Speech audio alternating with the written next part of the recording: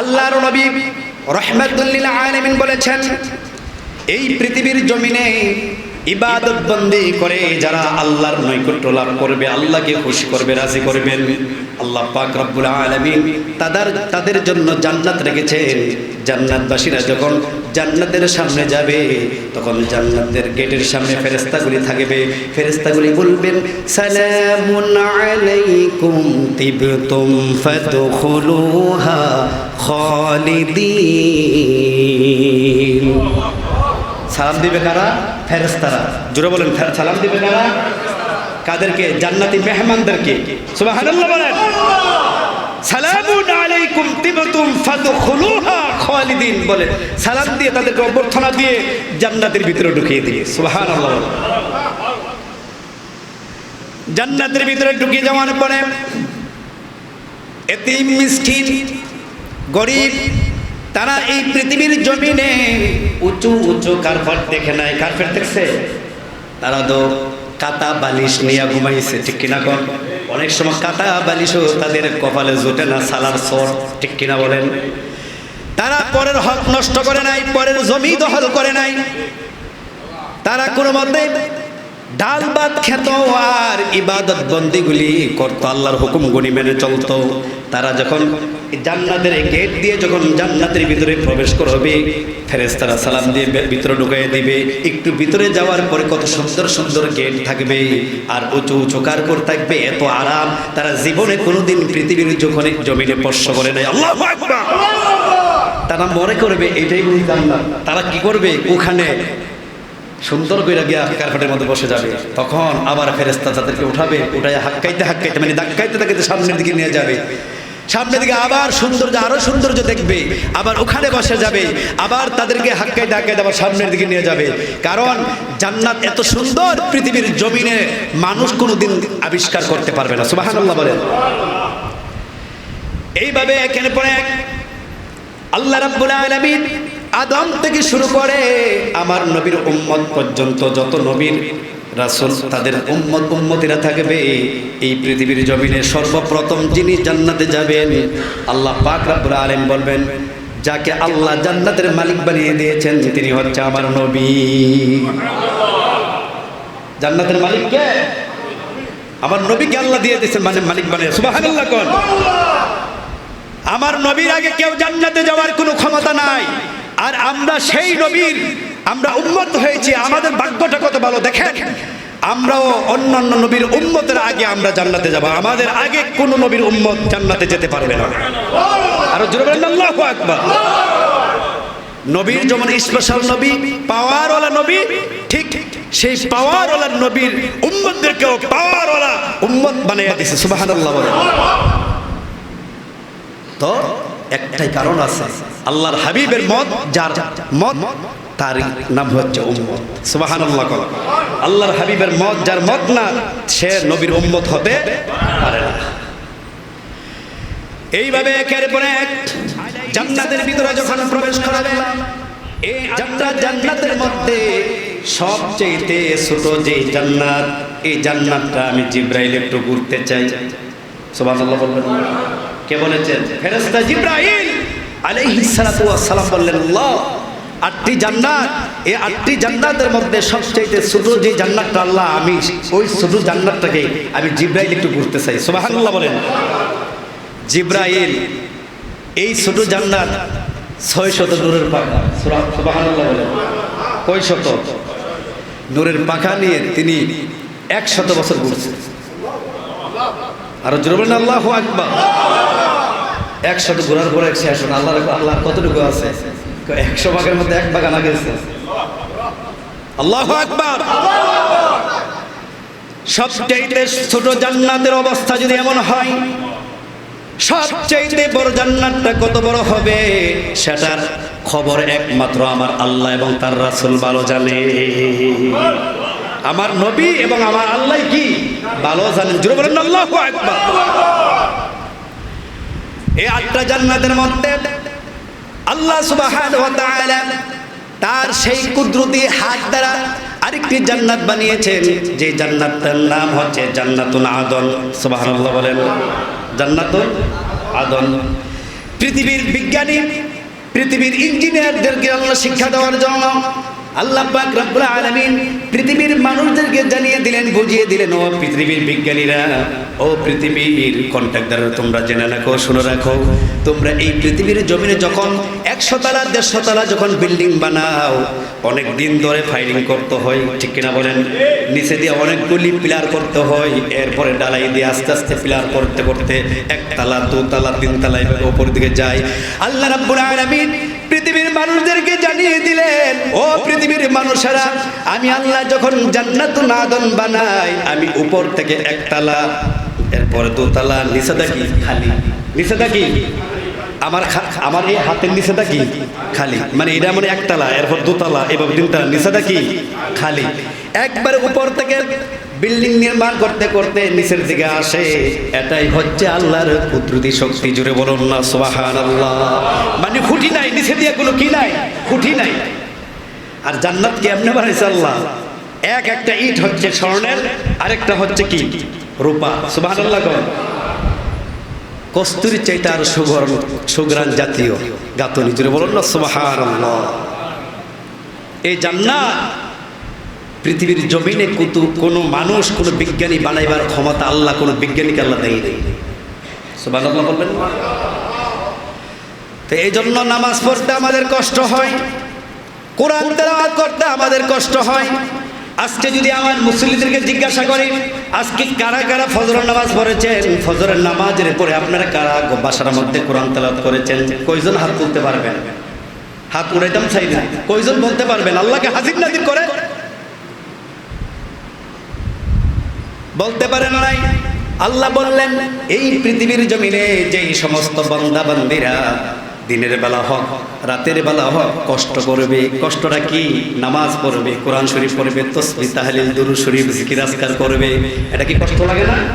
এই কষ্টের বিনিময়ে আল্লাহ রাব্বুল আলামিন বলেছেন, আমি কাল কিয়ামতের ময়দানে তাদেরকে জান্নাত দিয়ে দিব। কষ্ট করবে কিভাবে? রাত 12টা যখন শুরু হয়, এই মোবাইলে শুরু হয় অক্ষর ফজর পর্যন্ত, এমন আছে না নাই?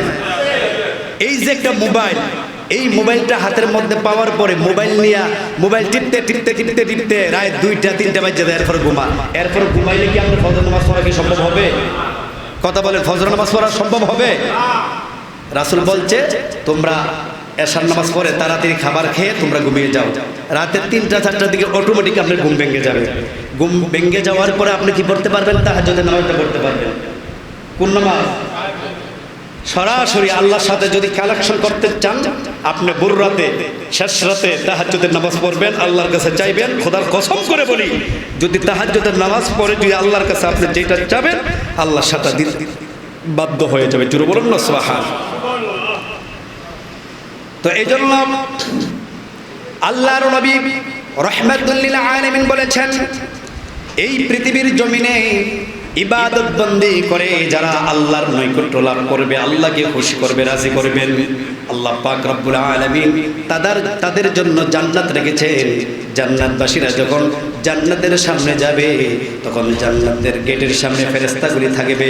ফেরেশতাগুলি বলবেন, সালামুন আলাইকুম তিবতুম ফাদখুলুহা খালিদিন।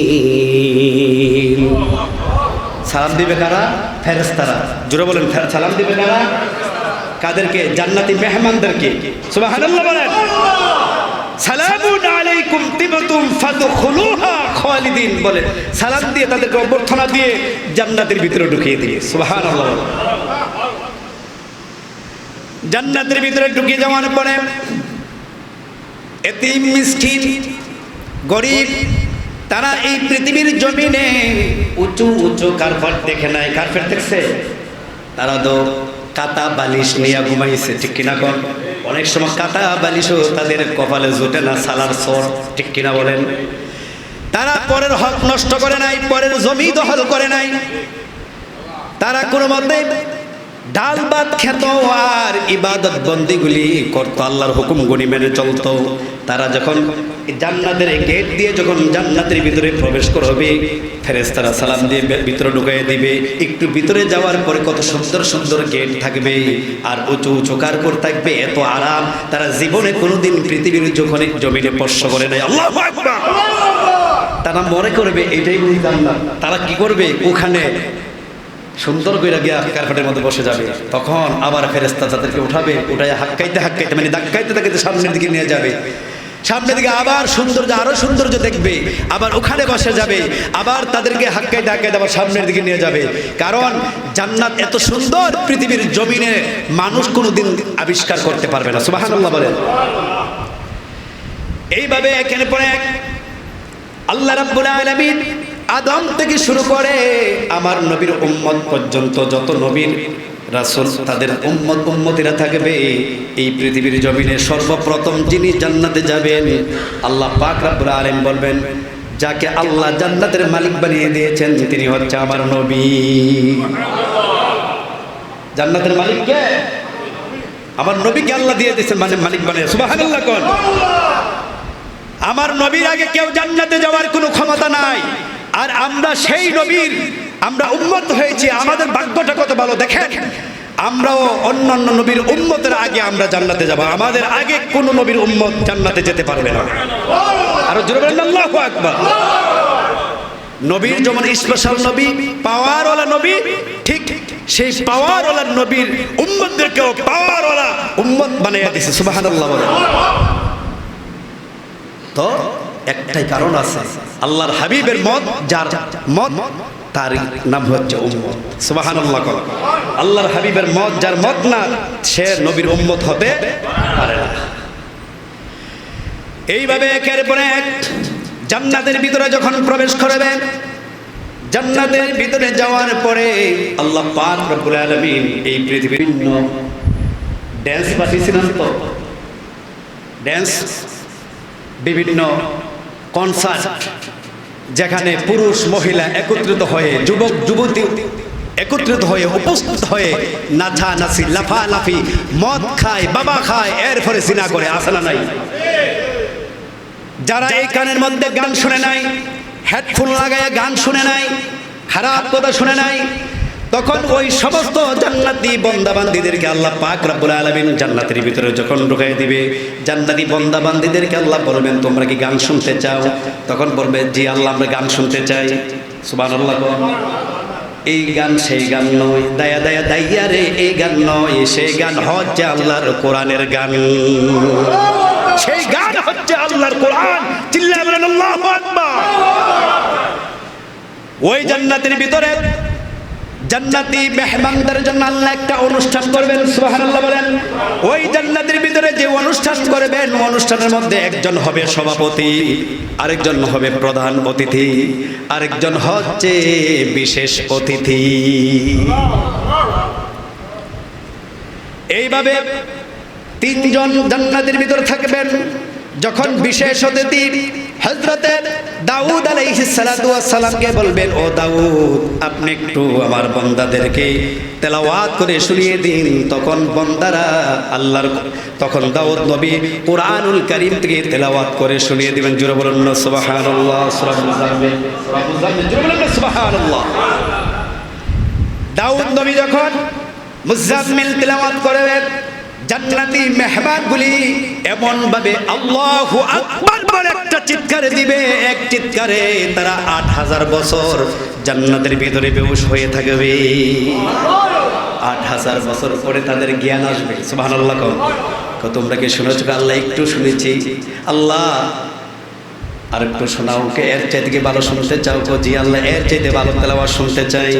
এর চাইতে ভালো তেলাওয়াত যিনি করবেন তিনি হচ্ছেন হায়াতুন নবী, জিন্দা নবী, উম্মতের কান্ডারি নবী, নবীদের নবী, নবী মুহাম্মদুর রাসূলুল্লাহ সাল্লাল্লাহু তাআলা আলাইহি ওয়াসাল্লাম। তিনি কুরআনুল কারীমের মধ্যে একটা মগজ আছে, কুরআনুল কারীমের মধ্যে এমন একটা সূরা আছে, কেউ যদি একবার যদি সেই সূরাটা তেলাওয়াত করে ১০ খতমের সওয়াব আল্লাহ আমলনামার মধ্যে দিয়ে দেয়। পড়ছেন কয়বার? একবার। ১০ খতমের সওয়াব। এই সূরাটা যদি কোনো মনুষ্য ব্যক্তির পাশে যদি কেউ যদি সূরাতুল ইয়াসিন যদি তেলাওয়াত করে, আল্লাহ রাব্বুল আলামিন হযরতে জিবরাইল আলাইহিস সালাতু ওয়াস সালামকে বলেন, জিবরাইল খবরদার আমার এই বান্দার পাশে, বান্দির পাশে সূরাতুল ইয়াসিন তেলাওয়াত হচ্ছে। এই সূরা ইয়াসিনের খাতিরে, এটার বরকতের কারণে তুমি আমার এই বান্দাটা, বান্দিটার রূহটা আস্তে আস্তে করে বাহির করো। কেমন? যেমনি করে একটা বাচ্চাকে দোলনার মধ্যে এইভাবে দোল দিতে দিতে বাচ্চাটা ঘুমিয়ে যায়, ইমানদার বান্দার সামনে যখন সূরাতুল ইয়াসিন তেলাওয়াত হয়, হযরতে আজরাইল আলাইহিস সালাতু ওয়াস সালাম এইভাবে এত সুন্দর করে আস্তে আস্তে করে রূহটা বাহির করে যাতে তার কষ্ট না হয়। এই সূরাতুল ইয়াসিন জান্নাতের ভিতরে তেলাওয়াত করবেন যিনি হচ্ছেন প্রধান অতিথি। আল্লাহু আকবার কোন। এই পৃথিবীর জমিনে যারা প্রধান অতিথি হয়, জান্নাতের ভিতরে যে প্রধান অতিথি হবে, দুজনের কি একই সমান? পাওয়ার কি একই সমান? না না না, তামাম পৃথিবীতে যত মানুষ কিয়ামত পর্যন্ত যত প্রধান অতিথি হবে, আমার নবীজির চুল মুবারকের ধারে কাছেও কেউ যেতে পারবে না। আমার নবীকে আমার আল্লাহ ডেকে বললেন, হাবিব, ও বন্ধু বন্ধু গো, আপনি কোরআনুল কারীম থেকে সূরাতুল ইয়াসিন তেলাওয়াত করে শোনান। আমার নবী যখন কোরআনুল কারীম থেকে সূরাতুল ইয়াসিন তেলাওয়াত শুরু করে দিবে, জান্নাতি লোকগুলি আল্লাহর হাবিবের, আমরা কি নবীর তেলাওয়াত শুনছি? জোরে বলেন শুনেছি? শুনি নাই। আমরা যদি জান্নাতবাসী হয়ে যাই, জান্নাতের ভিতরে আমার নবী সূরা ইয়াসিন যখন তেলাওয়াত করবে, জান্নাতবাসীরা তেলাওয়াত শুনতে শুনতে আল্লাহু আকবার বলে এমন ভাবে একটা চিৎকার দিবে, এক চিৎকারে 8 লক্ষ বছর, 8,000 লক্ষ বছর পর্যন্ত তারা জান্নাতের ভিতরে বেহুশ হয়ে থাকবে। কত হাজার? 8,000 লক্ষ বছর। দাউদ নবীর তেলাওয়াত শুনে 8,000 বছর, আর আমার নবীর তেলাওয়াত শোনার পরে 8,000 লক্ষ বছর জান্নাতের ভিতরে বেহুশ হয়ে থাকবে। বলেন আল্লাহু আকবার। 8,000 লক্ষ বছর পরে আবার তাদের যখন জ্ঞান চলে আসবে, আল্লাহ বলবে, তেলাওয়াত শুনছো? আল্লাহ শুনেছি। কেমন লাগছে? আল্লাহ অনেক মজা লাগছে। আল্লাহ এরপর কি তেলাওয়াত শুনতে চাও? তখন আল্লাহ বলবে, আল্লাহ এর চাইতে তেলাওয়াতকারী তো সুন্দর তেলাওয়াতকারী আর কেউ নাই। আল্লাহ থাকলে তুমি আল্লাহই আছো। আল্লাহ তুমি তোমার কোরআন, তোমার কুদরতি জবান দিয়ে আমাদেরকে তেলাওয়াত করে শুনিয়ে দাও। তখন আল্লাহ কোরআনুল কারীম থেকে সূরাতুর রহমান, সূরাটার নাম কি? সূরাতুর রহমান যখন আল্লাহ রাব্বুল আলামিন তিলাওয়াত করবে, জান্নাতবাসীরা আল্লাহু আকবার বলে এমন ভাবে চিৎকার দিবে, এক চিৎকারে 8,000 লক্ষ কোটি বছর পর্যন্ত তারা জান্নাতের ভিতরে বেহুশ হয়ে থাকবে। আল্লাহু আকবার কোন। এখানে হলো 60 বছর, 80 বছর, 120 বছর হায়াত পা, ওখানে হায়াতের কোনো জ্ঞান নাই, নির্ধারিত সময় নাই, চিরকাল কাল জান্নাতের ভিতরে তারা বসবাস করে। জোরে বলেন না সুবহানাল্লাহ। জান্নাতের ভিতরে টাইম টু টাইম আপনার সামনে খাবার চলে আসবে, বাথরুম নাই, ফরসাপ নাই, পায়খানা নাই, কোনো কিছু নাই। তাইলে হুজুর খাবার যে খাবো, যাবো কোথায়? আল্লাহর নবী বলেন, মুখ দিয়ে একটা ডেক আসবে। আমরা যখন শ্বাস নেই, শ্বাস ছাড়ি, আমাদের কোন কষ্ট হয়? যাদের শ্বাসকষ্ট আছে তাদের কষ্ট হয় কি হয় না? আর আমরা যারা স্বাভাবিক আছি, আমরা একবার শ্বাস ফালাচ্ছি, আরেকবার নিচ্ছি, আমাদের কষ্ট হয়। ঠিক মুখ দেয়া শ্বাসের মতো একটা ডেকর বাইর হবে, সমস্ত পেট একেবারে খালি হয়ে যাবে। মুখ দিয়ে যে ডেকটা আসবে, এটার মধ্যে কোনো গন্ধ থাকবে না, এই গন্ধ থাকবে মেশকো আম্বরের চাইতে সুঘ্রাণ। জোরে বলেন না সুবহানাল্লাহ। জান্নাতের ভিতরে যা চাইবেন, চাওয়া মাত্রই তা পাইবেন। সুবহানাল্লাহ। তো আমরা জান্নাতের কাজ করতে চাই কি চাই না? এই ঘরটা কার? জোরে বলেন। কাবা ঘর থেকে শুরু করে পৃথিবীতে যত মসজিদ নির্মাণ হয়েছে কিয়ামত পর্যন্ত হবে, এটি হচ্ছে সব কাবা ঘরের শাখা। কোন ঘরের শাখা? এই তামাম পৃথিবীর সমস্ত মসজিদগুলি ফলো করতেছে কাকে? কাবাকে। এটাও কি কাবা ঘরের কি শাখা? সুবহানাল্লাহ। কোন এই ঘরটা কি মনসুর ভাইয়ের না আমার না ইদ্রিস ভাই? আপনাদের কারো? কোন ব্যক্তি? মসজিদ কার ঘর? সবাই বলেন মসজিদ কার ঘর? আল্লাহর ঘর। এই আল্লাহর ঘর, আল্লাহর ঘরের মধ্যে আল্লাহর মেহমানটাই আসে। আমরা কার মেহমান? আল্লাহর মেহমান। এই আমরা আল্লাহর মেহমান হয়ে আল্লাহর ঘরটারে আমরা সৌন্দর্য, আমরা আল্লাহর ঘরটার উন্নতি দিনে দিনে সৌন্দর্য করার দায়িত্ব এটা কি আল্লাহর না আমাদের? জোরে বলেন কার? আল্লাহ দেখবে কার কার ওই ভালোবাসা এই ঘরের সাথে সম্পৃক্ত আছে এবং এই ঘরের সাথে মহব্বত আছে। কে দেখবেন? শুনেন, আল্লাহ বলছে হাসরের দিন আমি একটা আমল কবুল হয়েছে, এটার উসিলা আমি মাফ করে দিতে পারি। আরো জোরে বল। আর যদি কেউ বলে বলে আমি সারা জীবন তাহাজ্জুদ পড়ছি, সারা জীবন ফজর জোহর আসর মাগরিব এশার পড়ছি, দান সদকা করছি, আল্লাহর দরবার তার ইবাদত আমল কবুল হয় নাই, যে কোনো গাত্রির কারণে কবুল হয় নাই, কোনো লাভ আছে নি? আবার জীবনে দেখা যায় একটা আমল করছে, সে একটা আমলে কি কবুল হয়ে গেছে, কার দরবার? আল্লাহর দরবারে। তো এটার ওসিলা আল্লাহ জান্নাত দিতে পারে।